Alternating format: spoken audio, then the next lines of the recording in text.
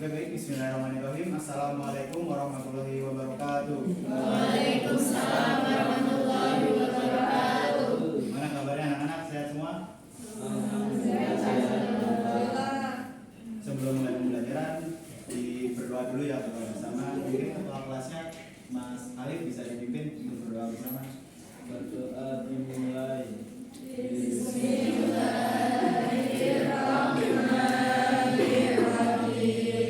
Oke, terima kasih Mas Alif. Semoga dengan baca doa pembelajaran pada pagi hari ini bisa berjalan dengan lancar dan ilmu yang kita pelajari bisa bermanfaat untuk kita. Oke, sebelum masuk kepada pembelajaran atau materi utama pada hari ini, Bapak mau absen terlebih dahulu ya. Yang pertama ada Mas Alif, Mas Rizal, Mas Iksan. Alhamdulillah hadir semua ya. Oke, jadi pada kesempatan hari ini atau pada hari ini kita akan mempelajari materi tentang kejayaan intelektual, ilmuwan dan ulama Islam pada masa Daulah Abbasiyah. Ada yang ingat pertemuan atau minggu kemarin kita sudah belajar soal apa sebelum masuk ke materi ini? Sabar. Ya, benar juga. Next, Mbak. Ya, pada pertemuan sebelumnya, pada pembelajaran SKI kita sudah membahas tentang sejarah berdirinya dinasti Abbasiyah ya. Pada pertemuan sebelumnya kita juga sudah membahas tentang beberapa khalifah yang mampu membawa Abbasiyah mencapai masa kejayaan. Salah duanya itu ada Khalifah Harun ar-Rasyid dan juga Khalifah Al-Ma'mun, di mana Khalifah Harun ar-Rasyid ini mendirikan lembaga pendidikan yang bernama Bait Al-Hikmah sebagai pusat pembelajaran atau perpustakaan. Next. Dan juga pada Khalifah Al-Ma'mun, pusat pembelajaran tersebut dikembangkan sehingga Daulah Abbasiyah mampu mencapai puncak pada bidang kekuasaan, kejayaan budaya dan juga kekayaan. Jadi pada pertemuan kemarin kita sudah membahas bagaimana dinasti Abbasiyah mampu memimpin, mampu leading dalam hal peradaban, khususnya peradaban dunia. Oke, next. Nah, pada saat ini kita akan membahas materi tentang intelektual atau perkembangan intelektual, ilmuwan dan juga ulama pada masa Daulah Abbasiyah. Kemudian sebelum masuk materi utama, ada beberapa tujuan yang ingin Bapak capai pada pembelajaran kali ini. Ada 5 poin. Yang pertama, mampu meningkatkan religiusitas siswa. Kemudian poin kedua, mampu menumbuhkan sikap kepedulian. Poin ketiga, siswa mampu menganalisis perkembangan intelektual, ilmuwan dan juga ulama pada masa Daulah Abbasiyah. Kemudian poin keempat, ada siswa mengetahui dan memahami kondisi sosial dan budaya pada masa Daulah Abbasiyah. Dan tujuan yang kelima adalah siswa mampu meneladani ilmuwan dan juga ulama Islam pada masa Daulah Abbasiyah. Nah, terus bagaimana sih alur atau kegiatan pembelajaran pada hari ini? Nanti Bapak akan menjelaskan terlebih dahulu. Ada penjelasan, Bapak nanti menampilkan PPT seperti ini, Bapak jelaskan terlebih dahulu. Kemudian setelah itu nanti disambung diskusi atau TPS, think, pair, share. Jadi nanti berpikir bersama, maksudnya berkelompok. Kemudian kita share, diskusi hasil kelompoknya. Next. Nah, oke, langsung masuk pada inti dari pembelajaran pada hari ini. Pada pembelajaran hari ini, Bapak mengambil 3 poin utama. Yang pertama adalah mengidentifikasi perkembangan bidang keilmuan pada masa Daulah Abbasiyah. Kemudian pada fokus yang kedua yaitu menjelaskan faktor-faktor yang mempengaruhi perkembangan bidang keilmuan pada masa Daulah Abbasiyah. Kemudian yang fokus ketiga adalah menganalisis kisah teladan para ilmuwan dan juga ulama Islam pada masa Daulah Abbasiyah. Langsung aja masuk kepada fokus yang pertama terkait identifikasi perkembangan pada masa Daulah Abbasiyah. Kira-kira ada yang tahu nggak nih kenapa bidang ilmuwan pada masa Daulah Abbasiyah bisa sangat berkembang dengan pesat? Ada yang tahu? Oke, jadi bisa difokus di kalimat yang di highlight ya, yang warna merah. Perkembangan bidang ilmuwan pada masa Daulah Abbasiyah merupakan perkembangan yang sangat signifikan. Maksudnya signifikan itu sangat pesat gitu loh dibandingkan pada masa Daulah Umayyah, Daulah sebelum Daulah Abbasiyah. Kemudian pada perkembangan ini tidak hanya memperkaya pengetahuan dalam dunia Islam, tapi juga mempengaruhi perkembangan ilmu pengetahuan di seluruh dunia. Masya Allah sekali. Perkembangan yang berkembang, bidang keilmuan yang berkembang tidak hanya dalam bidang keagamaan Islam, tidak hanya ilmu hadis, tidak hanya ilmu fikih dan lain sebagainya, tapi juga bidang keilmuan lainnya seperti kedokteran, juga ada filsafat Islam, kemudian ada bidang matematika, astronomi dan lain sebagainya. Jadi perkembangan bidang keilmuan pada masa Daulah Abbasiyah ini menyeluruh gitu, tidak hanya bidang keilmuan dalam konteks Islam, tapi juga dalam konteks umum. Next, Mbak. Nah, kemudian apa saja sih hal yang bisa atau poin yang dapat kita ambil dari perkembangan keilmuan pada masa Daulah Abbasiyah itu? Di sini Bapak menampilkan 2 poin, atau menurut Bapak 2 poin ini yang menjadi salah satu landasan atau dasar mengapa bidang keilmuan pada masa Daulah Abbasiyah berkembang sangat pesat. Yang pertama, dibangunnya Bait Al-Hikmah oleh Khalifah Ar-Rasyid. Ya, mohon maaf ini ada kesalahan dalam penulisan PPT.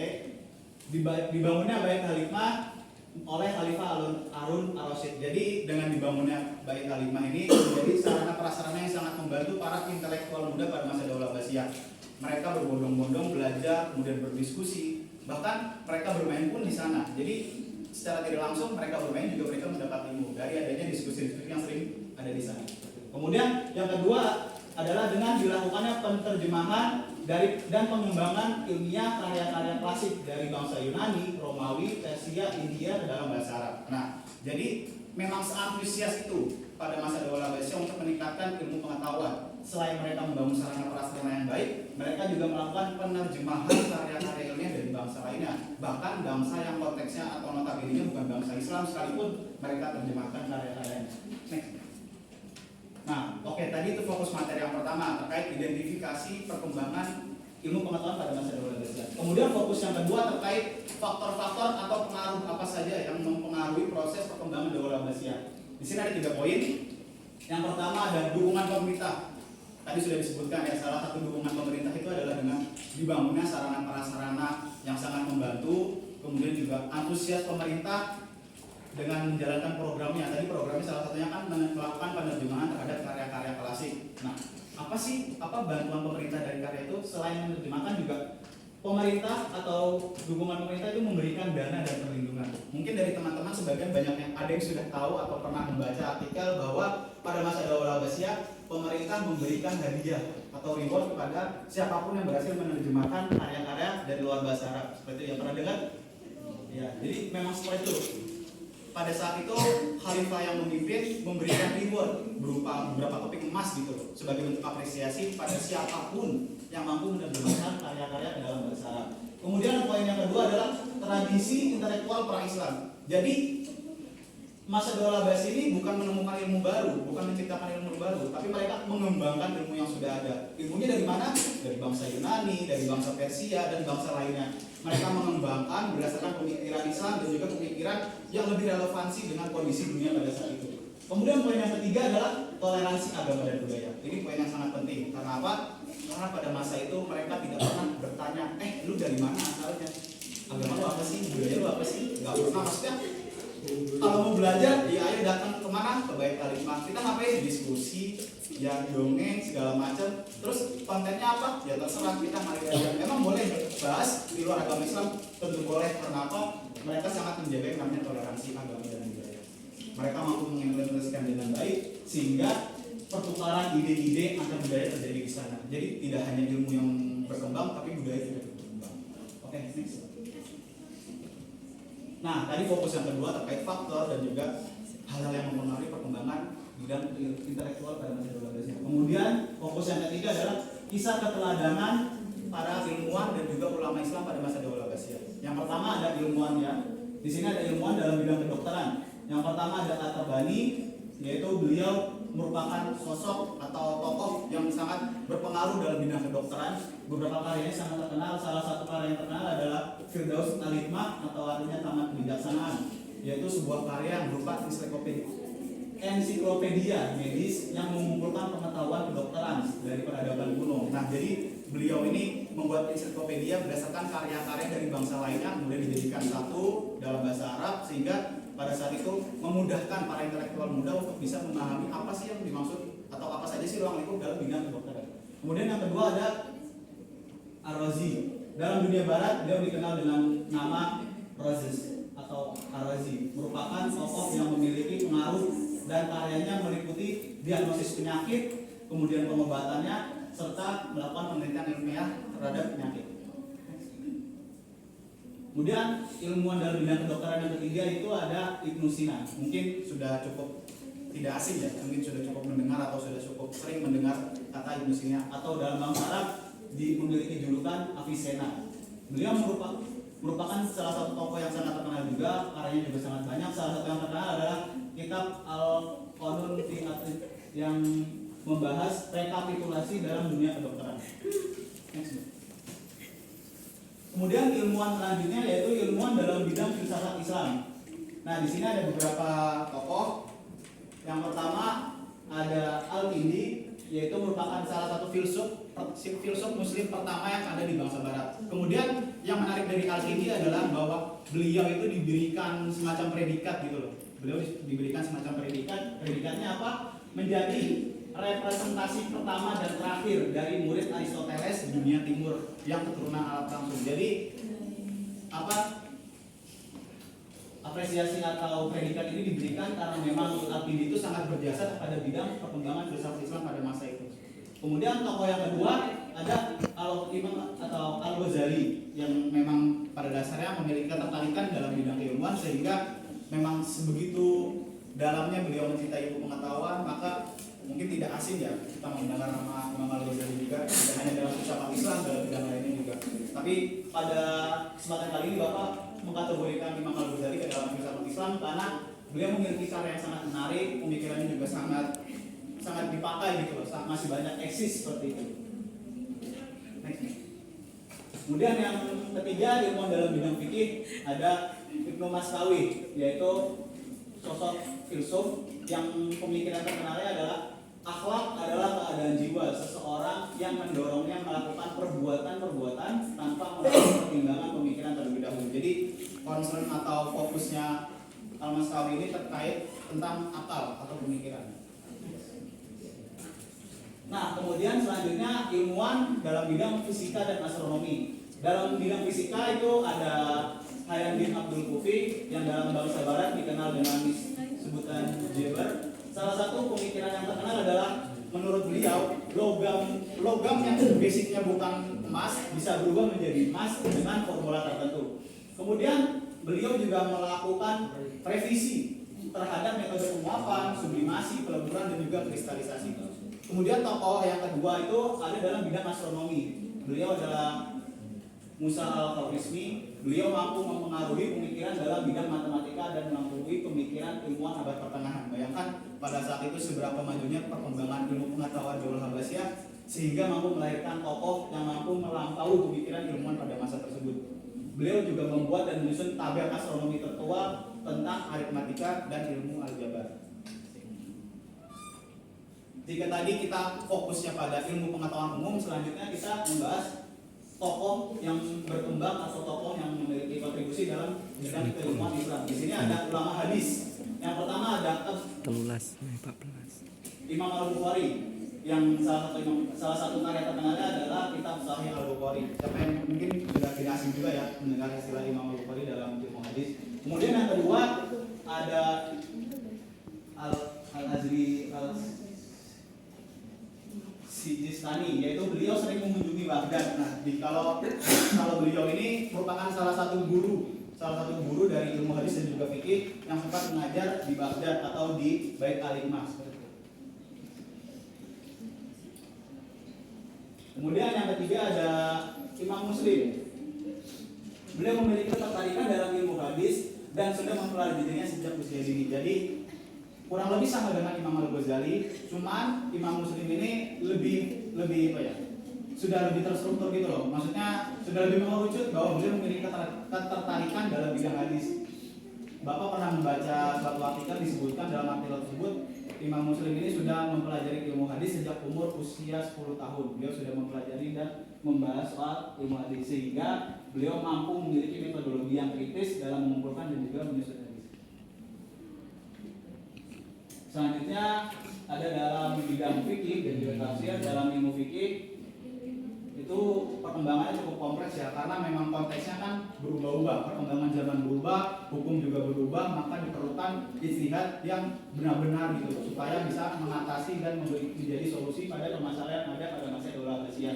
Dan juga imam-imam besar dalam fikih ini bisa dibilang hidup pada masa di bawah pemimpinan Daulah Abbasiyah, walaupun mereka hidup ada di antara abad ke-7 atau tahun 700 hingga 900 Masehi. Ada 4 imam besar di sini, ada Abu Hanifah, ada Imam Malik, Imam Syafi'i, dan Imam Hanbal. Ini hidup pada masa di bawah pemimpinan Daulah Abbasiyah. Kemudian pada bidang tafsir, corak ilmu tafsir pada masa Daulah Abbasiyah ini terbagi menjadi dua. Ada yang coraknya tradisional, ada juga yang coraknya rasional. Yang tradisional itu menafsirkan ayat Al-Quran dengan fatwa para sahabat Nabi. Jika berdasarkan rasional, menafsirkan ayat Al-Quran dengan rasio atau akal. Contohnya diantaranya ada At-Tabari dan juga Ibnu Katsir. Oke, jadi 3 fokus pembelajaran pada kesempatan kali ini sudah Bapak jelaskan sebelumnya. Ada terkait mengidentifikasi perkembangan intelektualan pada masa Daulah Abbasiyah, kemudian faktor-faktor dan juga hal yang mempengaruhi perkembangan Daulah Abbasiyah, dan juga beberapa ilmuwan dan juga ulama yang berkontribusi pada masa Daulah Abbasiyah. Sebelum masuk ke diskusi, coba Bapak minta tolong buat berdiri semua yuk. Kita latih fokus dulu lah, games dulu. Dulu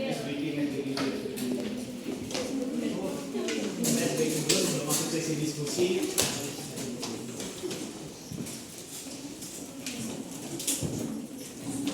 Oke, jadi kata kuncinya itu bilangan satuan ganjil, bilangan satuan genap, bilangan puluhan ganjil, bilangan puluhan genap. Kalau Bapak bilang bilangan satuan ganjil, kalian tepuk tangan 1 kali. Kalau Bapak bilang bilangan satuan genap, tepuk tangan 2 kali. Kalau Bapak bilang bilangan puluhan ganjil, tepuk tangannya 3 kali.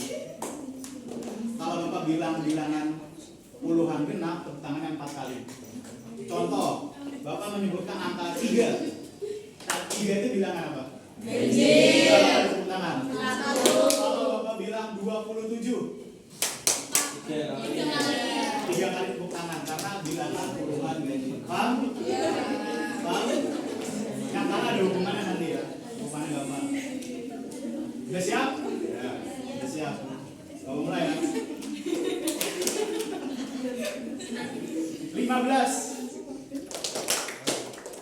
Belum fokus. Ulang. Kalau bilang bilangan puluhan ganjil. Mohon maaf itu bilangan jelasan ya. Mohon maaf. Bapak yang beri sorry.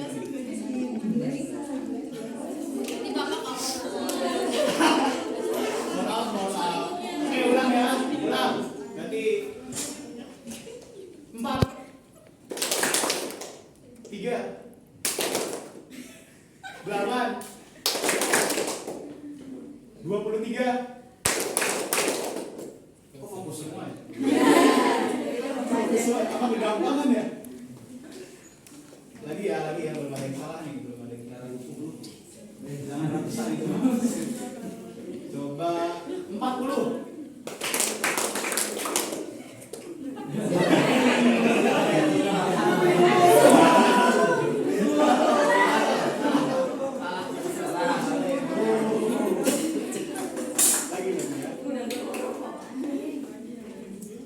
Sudah siap?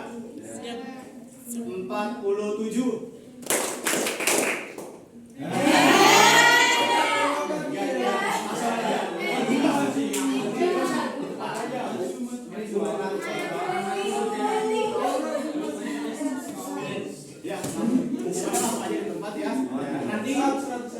Nanti biar jawab benar atau salah hukumannya jadi.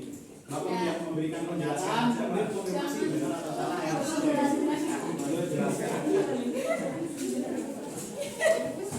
Benar atau ya silakan duduk. Silakan.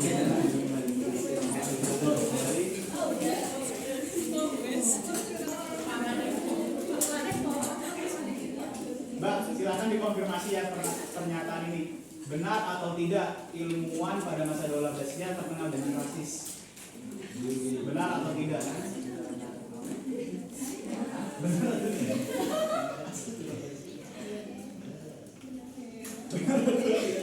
Benar atau tidak ilmuwan pada masa Daulah Abbasiyah terkenal dengan rasis? Tidak. Benar atau tidak teman-teman jawabannya? Benar atau enggak? Benar. Benar ini mengkonfirmasi. Benar atau tidak rasis? Tidak. Tidak, ilmuwan pada masa Daula Abbasiyah tidak rasis karena mereka sangat beragam. Oke, masuk pada diskusi. Jadi nanti Bapak akan memberikan lembar diskusi. Ada pertanyaan. Nanti kalian per kelompok silakan berikan ide kalian. Sampai kemudian menyimpulkan ide kalian. Oke, Bapak akan membagi menjadi 4 kelompok.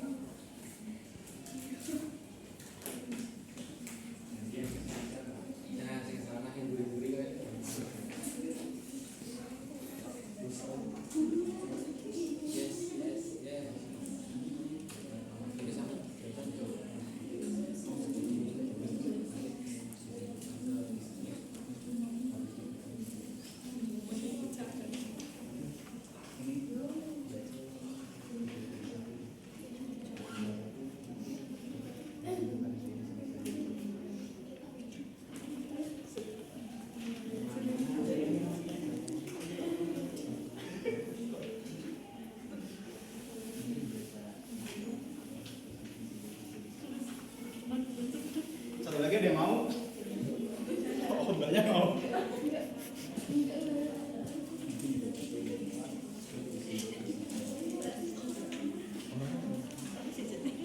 Ono jajane apa? Oke, Bapak sudah membagikan lembar diskusinya. Jadi silakan berdiskusi terlebih dahulu, kemukakan ide kalian, kemudian simpulkan ide yang sudah kalian kemukakan pada tulisan tersebut. Bapak kasih waktu berapa menit? Mungkin berapa menit? 5 menit cukup Pak ya?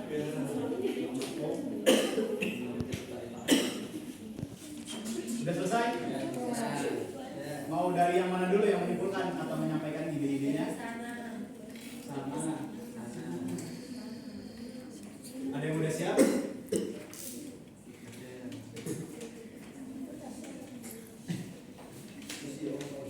Urut aja, urut ya. Urut dari bagiannya.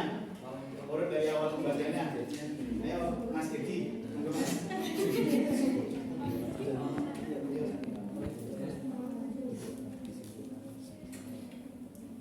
Baca dulu pertanyaan ini.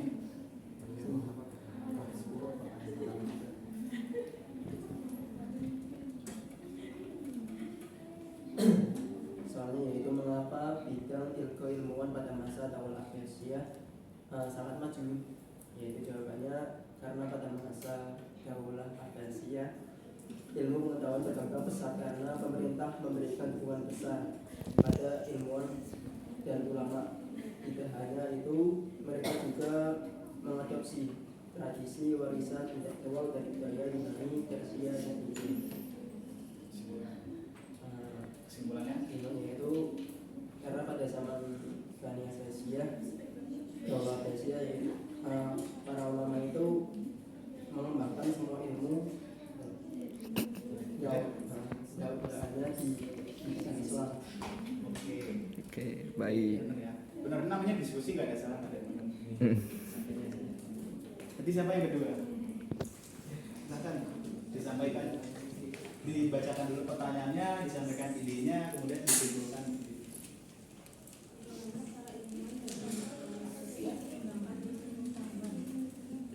Sirain Rio, Cuk.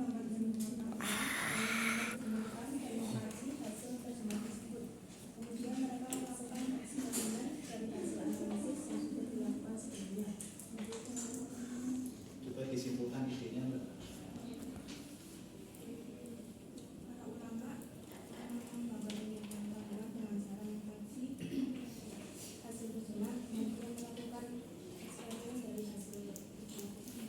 Oke, terima kasih. Kemudian yang nomor 3, silakan.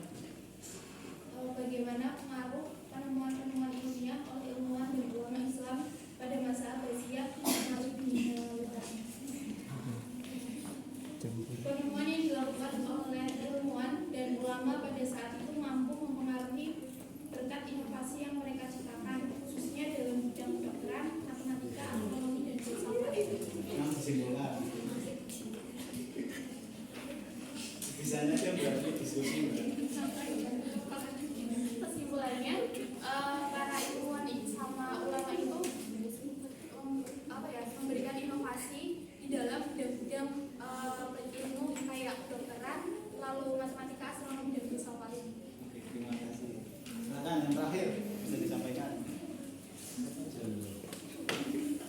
aja.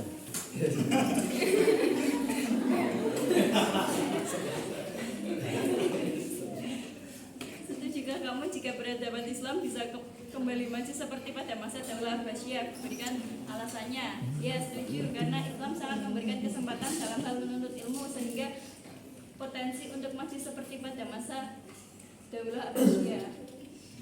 Cepat disimpulkan. Ya, jadi ya sangat setuju ya karena kan pada masa Daulah Abbasiyah dan sekarang juga sebenarnya kita memiliki potensi-potensi itu. Nah, tinggal kita menggali. Udah gitu Mas. Oke, baik. Terima kasih ya untuk masing-masing kelompok sudah menyampaikan idenya, kemudian juga sudah menyimpulkan ide yang kalian gagasi atau ide yang kalian tulis pada lembar diskusi. Oke, jadi mungkin itu saja untuk pembelajaran pada pagi hari ini. Terima kasih. Untuk kesimpulan juga tadi sudah disampaikan secara tidak langsung oleh teman-teman semua ya. Tadi dari kelompok 1 sudah menyimpulkan, kelompok 2, 3, dan 4 juga sudah menyimpulkan. Mungkin sedikit tambahan dari Bapak terkait kesimpulan pada pembelajaran hari ini adalah bahwa kita mampu mengembalikan masa kejayaan pada masa Daulah Abbasiyah. Dengan apa? Dengan cara kesadaran diri kita. Bagaimana sikap kita ingin mengembangkan bidang keilmuan, ingin mengembangkan pengetahuan yang kita miliki. Kemudian apa aja sih yang harus kita lakukan untuk hal tersebut? Kuncinya satu menurut Bapak, toleransi. Kita harus bisa menghargai perbedaan yang ada. Jangan mentang-mentang kita Islam, jangan terus kita Islam, kita tidak mau mempelajari ilmu di luar Islam. Ya boleh lebih fokus ke Islam, cuma jangan sampai melupakan atau meninggalkan bidang keilmuan, bidang luar Islam. Oke, mungkin itu saja untuk pembelajaran kali ini. Mungkin apabila terdapat salah-salah kata atau salah-salah perbuatan dari Bapak sebelumnya, Bapak minta maaf. Kurang lebihnya mohon maaf. Wassalamualaikum warahmatullahi wabarakatuh.